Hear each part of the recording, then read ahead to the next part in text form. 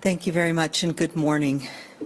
As many people are beginning their holiday celebrations, I felt it important to update what we know right now about what is happening with Omicron and how it is spreading in British Columbia, and to provide some guidance on what to do if you are developing symptoms or have developed symptoms of COVID-19, and of course to talk about when one needs to get tested. What we are seeing across this country and across the globe is that Omicron is different. It is spreading in a way that is very different from previous variants. In a sense, we're in a different game, a different pandemic now. Some parts of it we know more about. We're putting that puzzle together globally. We know more about the infectiousness of Omicron right now, and it is more highly infectious than any of the other strains of this virus that we've seen. We know more about breakthrough infections and about reinfections. And there's data that's showing up from around the world that tells us that we can get more breakthrough infections in people who have been fully vaccinated, but they tend to be less severe. Those are things that we're still watching. We also know that people who have had previous infections are much more likely to get reinfected with Omicron. So those are important things to remember. We still do not have a full picture about how severe Omicron can be across the board. And that is something that we need to continue to monitor and watch. And that's why we're talking today about the things that we need to do until we understand that in the coming weeks. Earlier this week, I mentioned that all of us would likely be exposed to this virus, to Omicron, knowing the way it was spreading in our communities. But this does not mean that all of us will get sick or will get severely sick. It's an entirely new game, as I said. What we are seeing is that Omicron is more likely to attach to the upper airways, to those ACE2 receptors in our upper airways, which means it can spread with very small amounts of the virus. It replicates quickly, and it means that those smaller particles or aerosols are much more important, and it can spread more easily, especially during activities like singing or talking closely to each other indoors where ventilation is poor or breathing hard. So people are getting infected with a much smaller amount of the virus and more quickly, and they're passing it on to others. And with this Omicron variant, what we're seeing is these pieces of the puzzle are coming together, is that the incubation period, or the time between exposure and getting sick yourself and being able to pass it on to the others, to someone else, is very small. What we were usually seeing in 5 to 7 days on average is now down to around 2 to 3 days. So you can pass it on to others even before you realize that you're positive for the virus. We also know that Omicron is spreading faster in people who are not yet vaccinated. We know that because we see that transmission being explosive in some of those settings.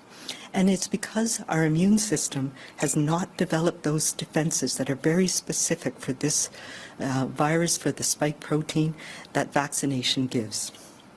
This means that if you are at all sick right now, even if you think it isn't COVID, even if you think it's just a mild cold or a flu, you need to take precautions and stay away from others, particularly people who may be at risk because their immune systems aren't working so well, because they have not been vaccinated, or because they're older or younger. Even now, especially if anyone in your family is at risk, you need to stay away, even if you don't think it is. It's COVID. The speed of transmission at this point also means that our case and contact tracing cannot keep up. We can keep up with people who have a test, and we'll talk a bit more about testing, but we cannot find contacts, and people know this, within 2 to 3 days. It often takes a little bit longer. So it's really important right now that all of us pay attention to this. This virus is spreading. It's spreading in all of us. And we need to take those actions, and we can take those actions, which keep ourselves, which make a difference to control the impact the virus is going to have both on ourselves and on those we are closest to, that we are more likely to spread it to. This means we need your help to make sure that you are taking the actions you need to do and notifying people around you if you are positive for COVID-19. In addition, our testing centres are at their maximum capacity. We did over 20,000 PCR tests yesterday, and that's the maximum that we can do. So I want to be very clear. Do not go to a testing centre unless you have symptoms. And then we need to preserve the more accurate PCR testing for those who really need it. The testing centres are not for pre-travel screening, nor do they give you a green light to spend time with others. We've talked about this before, but this is more important than ever. A negative test is not a green light. All of our testing is for people who have symptoms or for people who need to rule out, and for people who need to rule out that it is COVID. So this is important right now more than anything. The testing centres are to confirm that someone with symptoms of the virus has COVID-19 or to rule it out for those key workers like healthcare workers or emergency responders who need to be able to go into work. I encourage everybody to go to the BC CDC Symptom Checker online. It's a good tool to use to help you understand if you need to get a test. Right now, our PCR tests need to be used for those who are at highest risk. So that means people who are older, over age 65, people who have underlying illnesses, and people with more severe symptoms where this makes a difference in how they get treated and access to treatment. So that is the first priority at our treatment centres, and as well to test people with symptoms who are hospital workers, emergency responders, and others who need this. Rapid testing is also now being used to supplement our PCR testing at many of our testing centres. It's also being used in a number of different settings like remote communities to really determine if COVID has made it to those communities. Rapid testing will be used again for people with symptoms to help you understand what you need to do. It will be mostly targeted to people who are younger with milder symptoms without risk factors for more severe disease. Given the rate of transmission that we are seeing, if you have any symptoms of COVID-19, Omicron is different now. If you have any symptoms, you must assume you have COVID and take measures to avoid passing it on. If you are younger and vaccinated and no other risk factors, you don't necessarily need a test. You just need to take these actions now. If you are fully vaccinated and have mild symptoms, you should assume you are positive, stay home and stay away from others for 7 days. If you are not fully vaccinated and don't have other underlying risk factors, you must isolate for 10 days. And this is because we know that vaccination helps us manage these infections more rapidly, so we shed less virus for a shorter period of time. You should as well notify your close contacts, and that's people that you've spent time with, particularly indoors in close proximity without wearing masks, and they need to monitor for 14 days to check for symptoms themselves. Anybody who is unvaccinated, who you've had close contact with, if you have symptoms and positive for COVID, needs to stay away from others and monitor and self-isolate for 10 days. This means, regrettably, that we will need to adjust our holiday plans if we have symptoms right now that could be related to Omicron.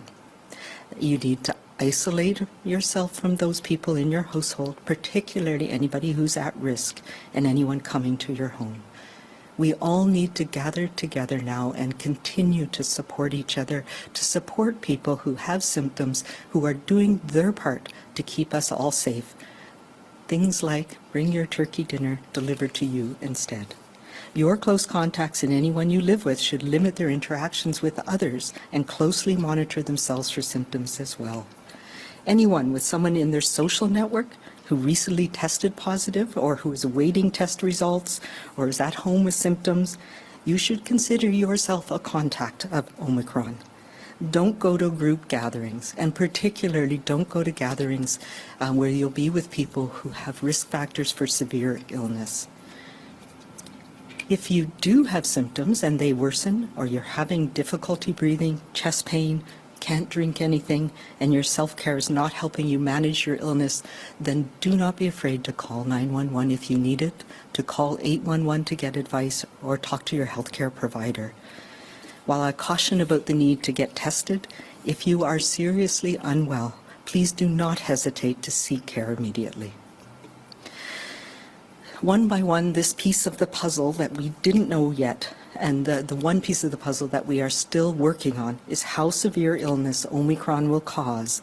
We're watching very carefully hospitalizations and ICU cases in this province and around the world, and we've had some positive results on that side, some positive tests coming in, positive studies coming in the last few days, particularly some hope that we see from what's come out of Scotland, from the UK, and from South Africa, which seems to indicate that in many cases this is a milder illness in most people.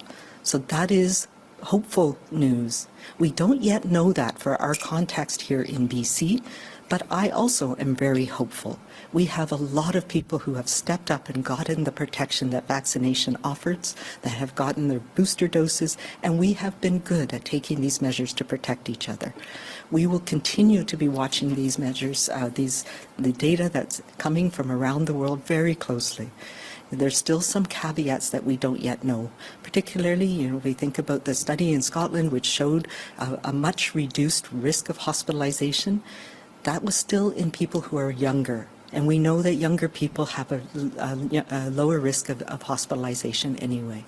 As we're starting, as this Omicron is progressing and moving into older populations, we need to know if that still holds. So there's still a period of time of uncertainty right now. So this is a different virus, this Omicron, that is now causing what we are seeing across our province. And once again, a different holiday season for all of us. For many, including me, physical activity, going to a gym or a fitness center, is a key part of mental and physical well-being. And I know that this has impacted people, that we've required these to be closed on a temporary basis right now. This is a very high-risk period. We see this is transmitting rapidly, and particularly in young people, and when we're doing those types of activities where aerosols can be generated. I know that all those in the gym community have been doing their part, and gyms and fitness centers have had really good protocols in place, and people have stepped up and gotten vaccinated to protect each other.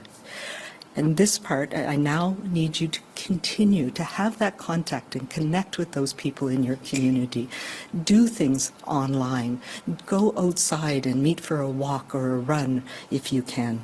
Connect and support each other virtually right now to slow down the spread, but keep that ever important connection that you get through your community, whether it's your church community, your gym community, or the people that you're closest to. I would like to assure you as well that the uncertainty around this virus remains high, but we will be back to doing those activities in gyms, in fitness centers, in all of those other places, as soon as we know more. And while we need to keep our groups small right now, limit our in-person connections, let's ensure we are maintaining those important social connections in a safe way, like we did last year, like we have learned to do. It is so important to connect with each other, especially this time of year. And I encourage you to resurrect all those things that we were doing before. Now's the time to bring them back out again, whether that's reaching out to people who may be alone, sending them a text or a note, or calling somebody, deliver a meal or baking to someone who may be isolating. Continuing to connect virtually is so important. We know it's not the same, but it will get us through this next few weeks. We need to give each other a booster shot of communal kindness right now. It is incredibly important, and safe connection. And I ask you, let's continue to do this together. We will get through this wave, this new challenge that we are faced with, and we'll get it through together by being kind, being calm, and being safe. Thank you.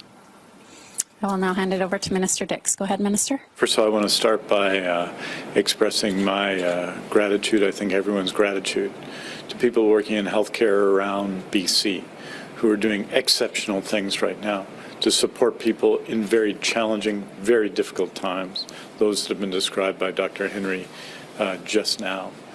Dr. Henry mentioned that yesterday we processed 20,133 PCR tests for COVID-19, 20,133 with a 24-hour turnaround. And what that reflects is exceptional work by workers at our test sites, but also in our labs who, at this challenging time on December 22nd and 23rd, did that extraordinary work, but that reflects the work done in our hospitals and in the community and long-term care by our ambulance paramedics, by all those at our immunization sites who are going, to say the least, above and beyond. And I want to wish all of them, express to all of them my gratitude, my personal gratitude, and I think those of everyone in BC for their efforts.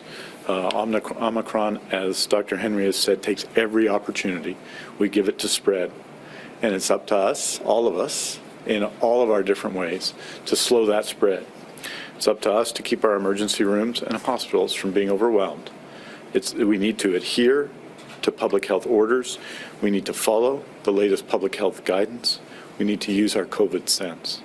And right now, we need to make sure that COVID test sites are there for the people who need them most. If we're symptom-free, we do not go to get a test. If we have mild symptoms, we act like we've been exposed and stay home, because that helps stop the spread. If we have severe symptoms, our healthcare workers and our healthcare system are here for us, and we go and get medical help. Regarding booster shots, just a brief update. Our rollout continues to be robust. 807,094 third doses or booster doses have been provided in BC. In addition, 120,844 children from ages 5 to 11 have received their first doses of the Pfizer vaccine designed specifically for them. Yesterday, for example, there were 38,500 total bookings. 34,000 of these were booster or third doses. Our original plan projected 32,000 doses at this time of the year to be administered weekly. Then it was raised to 99,500 when we opened additional clinics, and we have done 106,000 from Monday, December 20 to last night. We still have unbooked capacity and are urging people to book when they receive their invitation. As of yesterday, spots that are not booked include this week 7,000 and next week 25,000, of which 14,000 are in the interior. In the first 3 weeks of January, 203,000 are not yet booked, with more appointments going up every day. Currently, we have a total of 656 locations for vaccination around the province through to January 2nd, including health authority clinics and pharmacies. There are 80 clinics offering vaccinations to children 5 to 11 around the province across these 2 holiday weeks, so we can add to the 120,844 children who are vaccinated against COVID-19 and received their first dose vaccination from ages 5 to 11. A total of 147,371 vaccinations are projected for December 22nd to January 2nd, and this does not include our drop-in sites. We're making progress, with 20% of the eligible population already having received their third dose. 75% of those 70 and older who are eligible have received a third dose or booster dose, and that includes many other groups, and this is specific to our effort to target booster doses at those who are at the greatest risk. So our clinically vulnerable in categories 1 and 2 have been 135,253. Of those groups have been vaccinated. As of December 10th, we started sending on our 6-month after second dose system to the third group of clinically vulnerable people.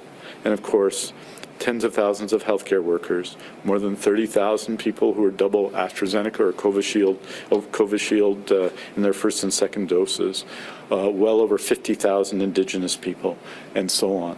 Our program continues to be targeted at those who are at the greatest risk, and this is one of the ways we can prevent and help prevent the most severe outcomes from COVID-19 and the Omicron variant of concern.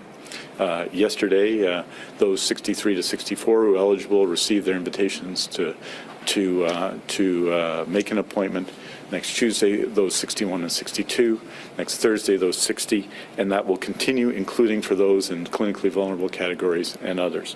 In short, this is an extraordinary effort by healthcare across British Columbia. There will be opportunities to book, and when you receive an invitation, I strongly encourage you to book, because if you're receiving an invitation, right now it is because you're in a category of people, either due to age or other circumstances, where you should get your third dose and get it now, and I encourage everyone to book. We can slow Omicron, and we can preserve our healthcare system in these challenging times. We are taking the steps to do it, and we all need to take those steps. Right now, we must do both, slow Omicron and protect our healthcare system. No matter how we celebrate the holidays, the greatest gift we can give this year is to protect the people we love and care about by slowing the spread of Omicron. Doing that and sharing that message with friends and families we talk to this holiday season will make all the difference in the days ahead. And with that, we're happy to take your questions.